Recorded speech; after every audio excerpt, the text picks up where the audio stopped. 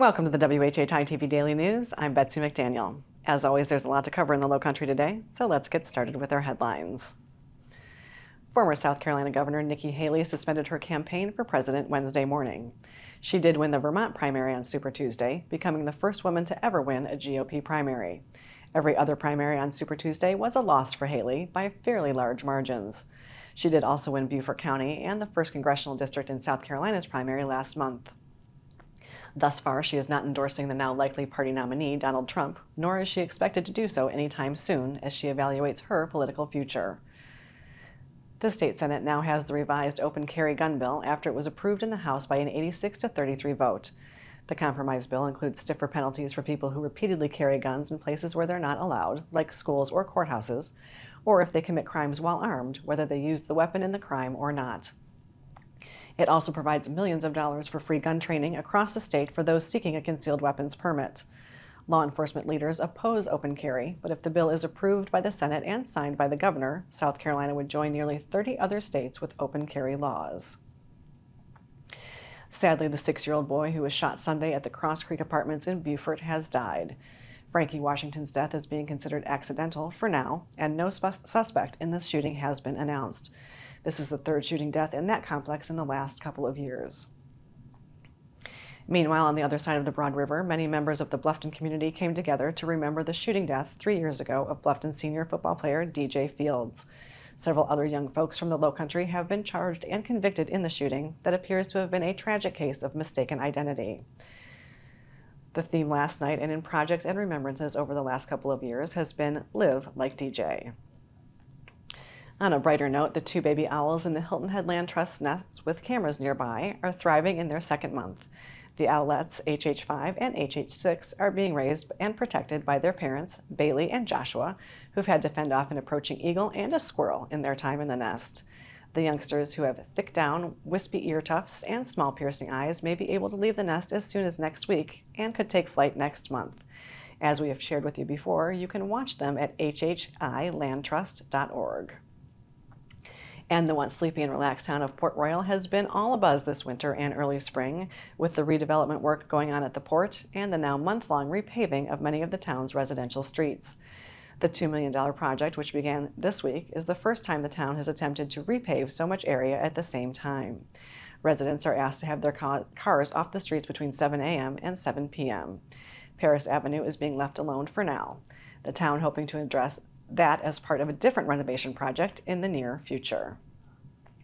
The media sources on your screen will have more on these and other stories, and we would love for you to like us on Facebook and follow us on Instagram at WHHI-TV.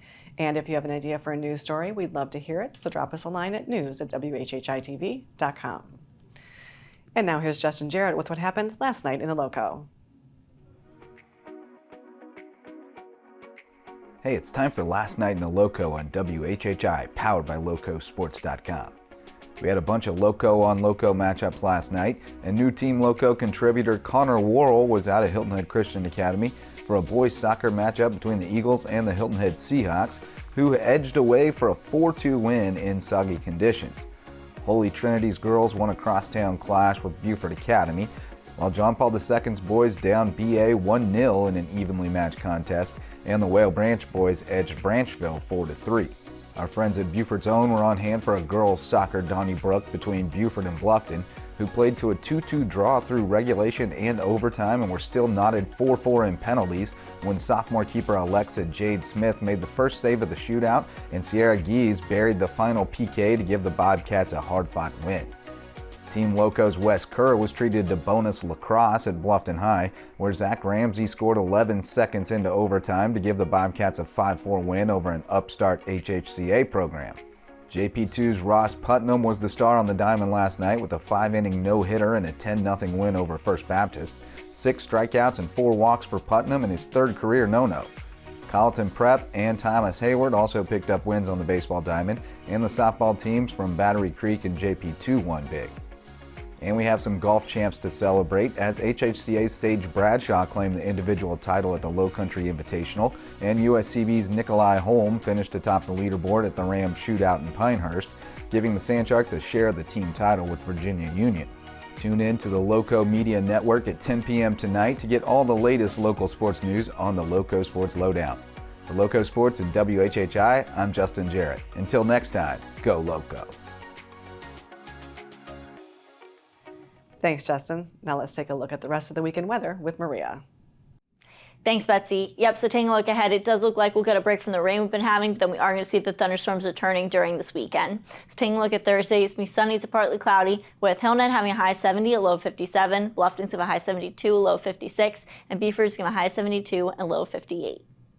The sunrise for Thursday is going to be at 6:42 and sunset's going to be at 6:25. Taking a look at the beach tides, low tide's going to be at 1:46 p.m. and high tide's going to be at 6:46 p.m.